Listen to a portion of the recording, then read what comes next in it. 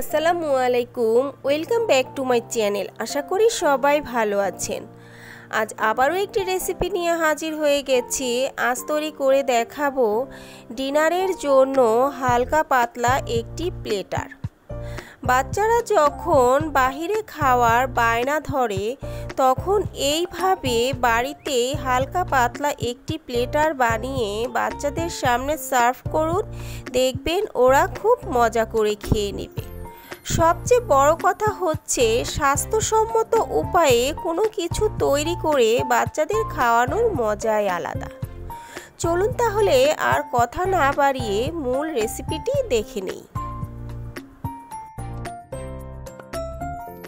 Chicken curry তৈরি করার জন্য এখানে আমি কয়েক টুকরো মাংস নিয়ে নিয়েছি। মাংসগুলো আমি ভালোভাবে ধুয়ে পানি ঝরিয়ে নিয়েছি।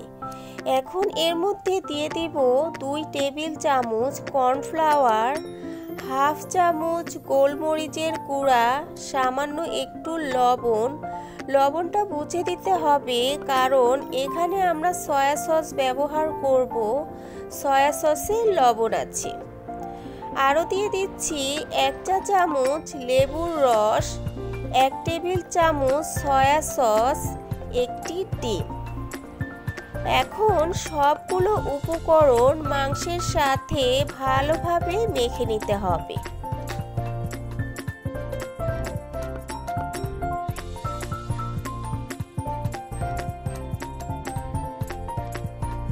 মাখানো হয়ে গেলে এই পর্যায়ে দিয়ে দিব উঁচু উঁচু করে 2 টেবিল চামচ ময়দা। ময়দাটা দিয়ে আবারও ভালোভাবে মেখে নিতে হবে। মাখানো আমার হয়ে গেছে। এখন এটি 10 মিনিটের জন্য রেস্টে রেখে দিব। এখন আমরা চিকেন কারির গ্রেভির জন্য কর্নফ্লাওয়ার গুলিয়ে নিব। এখানে আমি হাফ কাপ হালকা কুসুম গরম পানি নিয়ে নিয়েছি। এখন এর মধ্যে উঁচু উঁচু 3 টেবিল চামচ কর্নফ্লাওয়ার গুলিয়ে নিব। কর্নফ্লাওয়ারটা আমার গুলিয়ে নেওয়া হয়ে গেছে। এখন এটি এক সাইডে রেখে দিব। এখন আমরা ম্যারিনেট করে রাখা চিকেনের টুকরোগুলো ভেজে নিব। এর জন্য চুলায় একটি ফ্রাই প্যান বসিয়ে দিয়েছি। দিয়ে দিব তেল। তেলটা গরম হয়ে এলে এক এক করে চিকেনের টুকরোগুলো দিয়ে দিব। চিকেনের টুকরোগুলো বেশি ভাজার প্রয়োজন নেই। প্রায় 3 থেকে 4 মিনিটের মতো এপিট ওপিট উল্টে পাল্টে ভেজে নিলেই হয়ে যাবে। বেশি ভাজলে এর জুসিনেসটা চলে যাবে।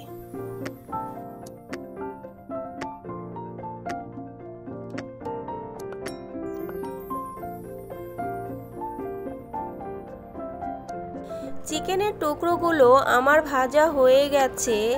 এখন তেল ঝরিয়ে ভালোভাবে চিকেনের টুকরোগুলো তুলে নিতে হবে।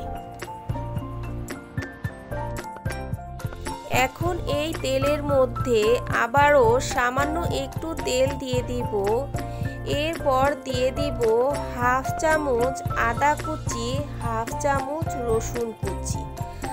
আদা রসুন কুচি তেলের সাথে ভালোভাবে নেড়েচেড়ে হালকা ব্রাউন কালার করে ভেজে নিতে হবে।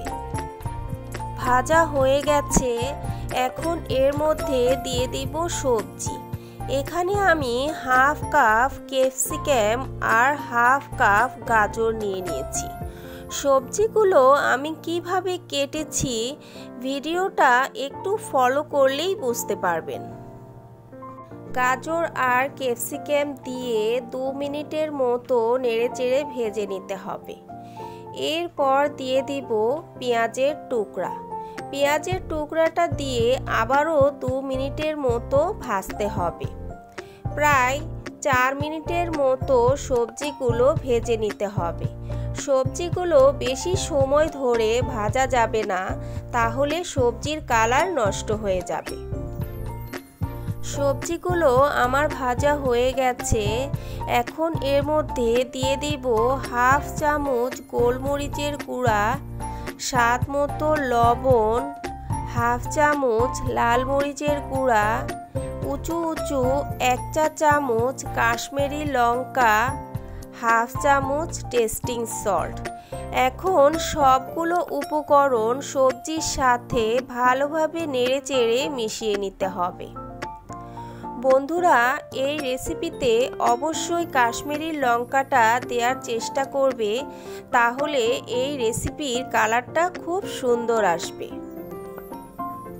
এখন দিয়ে দিব 1 টেবিল চামচ সয়া সস, 1 টেবিল চামচ ওয়েস্টার্ন সস, 1 টেবিল চামচ সুইট চিলি সস, আর দিয়ে দিব 3 টেবিল চামচ টমেটো সস। এখন সবগুলো উপকরণ আবারও ভালোভাবে নেড়েচেড়ে সবজির সাথে মিশিয়ে নিতে হবে। মেশানো হয়ে গেলে দিয়ে দিব ভেজে রাখা চিকেনের টুকরো, সাথে দিয়ে দিব সামান্য একটু পানি।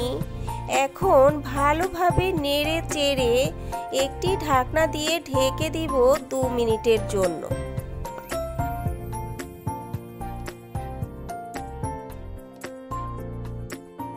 ফিরে এলাম 2 মিনিট পর।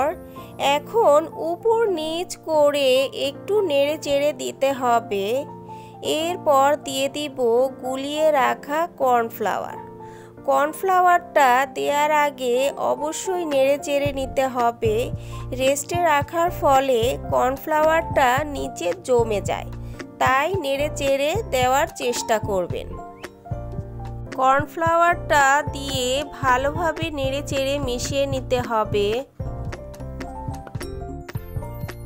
সব শেষে দিয়ে দিব 1 চামচ চিনি আর 3-4টি কাঁচামরিচের টুকরো দিয়ে আবারও 2 মিনিটের মতো নেড়েচেড়ে চুলা থেকে নামিয়ে নিতে হবে।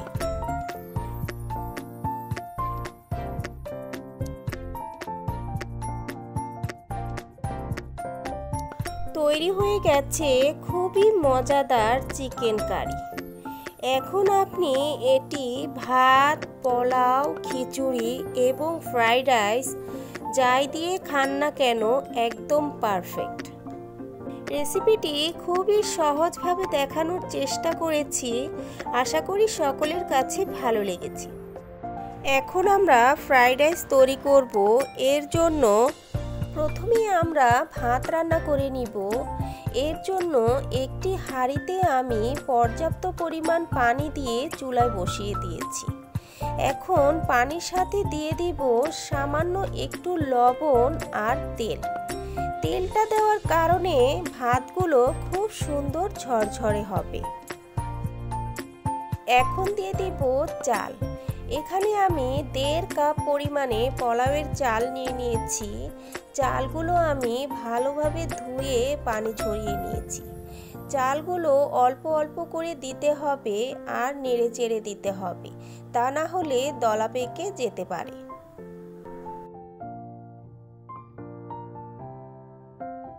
চালগুলো প্রায় 90% মতো সেদ্ধ করে নিতে হবে। চালগুলো আমার সেদ্ধ হয়ে গেছে। এখন এটি চুলা থেকে নামিয়ে একটি ছাঁকনার মধ্যে ভাতগুলো ভালোভাবে ছেঁকে নিতে হবে।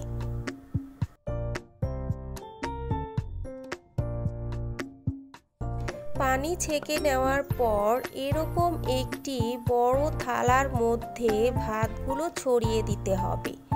এই কাজটি অবশ্যই একটি ফ্যানের নিচে করতে হবে, তাহলে ভাতগুলো খুব সুন্দর ঝরঝরে হবে।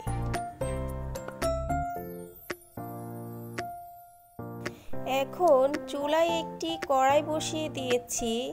দিয়ে দিব বাটার। এখানে আমি যে পরিমাণে বাটার দিয়ে দিয়েছি প্রায় 1/3 কাপের মতো বাটার হবে। বাটারটাকে এখন নেড়ে চেড়ে গলিয়ে নিতে হবে। অনেক বন্ধুরা প্রশ্ন করে থাকে, তেল দিয়ে কি ফ্রাইড রাইস তৈরি করা যাবে? তৈরি করা যাবে, কিন্তু পারফেক্ট স্বাদটা পাওয়া যাবে না। পারফেক্ট স্বাদটা পাওয়ার জন্য অবশ্যই বাটার দিয়ে তৈরি করতে হবে।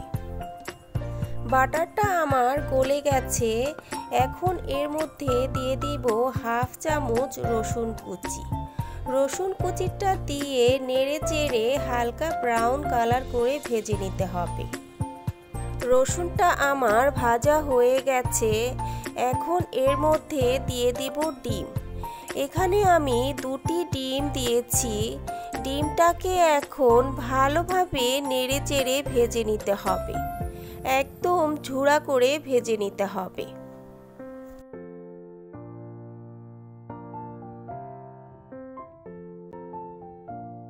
এই পর্যায়ে দিয়ে দিব সামান্য একটু লবণ আর গোলমরিচের গুঁড়া। ডিমটা আমার ভাজা হয়ে গেছে। এখন এর মধ্যে দিয়ে দিব সবজি। সবজি হিসেবে আমি এখানে গাজর আর বরবটি দিয়ে দিয়েছি। আপনারা চাইলে অন্য যে কোনো সবজিও ব্যবহার করতে পারেন, যেমন বাঁধাকপি, ক্যাপসিকাম। সবজিটা আসলে যার যার পছন্দ মতো ব্যবহার করতে পারেন। সবজিগুলো এখানে আমি একদম চিকন করে ছোট ছোট টুকরো করে কেটে নিয়েছি। সবজিগুলো আমার ভাজা হয়ে গেছে। এখন এর মধ্যে দিয়ে দিব আগে থেকে রান্না করে রাখা ভাত। অল্প অল্প করে ভাত দিতে হবে আর নেড়ে চেড়ে দিতে হবে।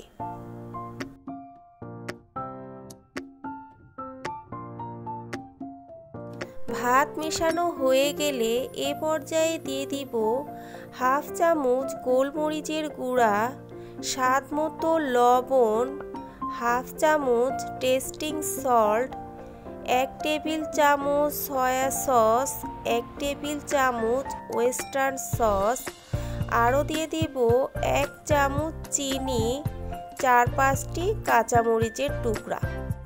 মরিচগুলো আমি মাঝখান থেকে ভেঙে টুকরো করে দিয়েছি।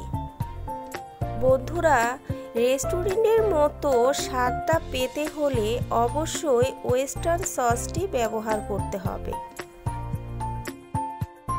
এখন সবগুলো উপকরণ ভালোভাবে নেড়ে চেড়ে ভাতের সাথে মিশিয়ে নিতে হবে। বন্ধুরা, রেসিপিটি যদি সামান্যতম ভালো লেগে থাকে তাহলে চ্যানেলটি সাবস্ক্রাইব করে দিবেন আর আমার পাশে থাকবেন। ফ্রাইড রাইসটা আমার প্রায় হয়ে গেছে। এখন এটি চুলা থেকে নামিয়ে গরম গরম পরিবেশন করতে হবে।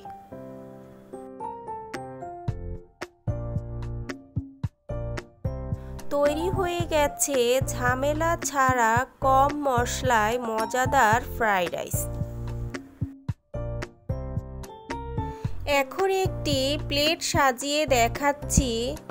রেসিপিটি খুবই সহজভাবে দেখানোর চেষ্টা করেছি।